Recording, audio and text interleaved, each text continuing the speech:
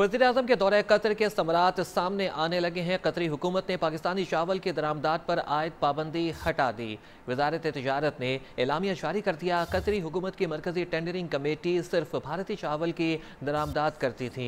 पाकिस्तान समेत दुनिया भर के चावल के दरामदात पर 2011-12 में पाबंदी आयद कर दी गई थी। अहम खबर से आपको आगाह कर रहे हैं। एक दफ़ा फिर आपको यहाँ पर बताएं कि वज़ीर-ए-आज़म के दौरे कतर के समरात सामने आने लगे। कतरी हुकूमत ने पाकिस्तानी चावल की दरामदात पर आयद पाबंदी हटा दी। वज़ारत तिजारत ने एलामिया जारी कर दिया। इंसदाद मुनशियात अदालत में एफिड्रेन कोटा केस की समाअत हुई। साबिक वज़ीर-ए-आज़म यूसुफ रज़ा गिलानी के बेटे अली मूसा गिलानी अदालत में पेश हुए। केस पर मजीद कार्रवाई नए जज की तैनाती के बाद करने का फैसला किया गया।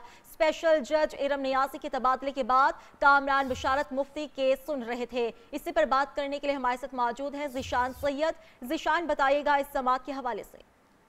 जी बिल्कुल, इस्लामाबाद के इंसदाद मनशियात कोर्ट में एफिड्रेन कोटा केस की समाअत हो गई। साबिक वज़ीर-ए-आज़म यूसुफ रज़ा गिलानी के बेटे अली मूसा गिलानी और मखदूम शहाबुद्दीन जो है वो अदालत के रूबरू पेश हुए। केस में समाअत नहीं हो सकी क्योंकि जो जज है, ड्यूटी जज, वो तब्दील हो चुके हैं।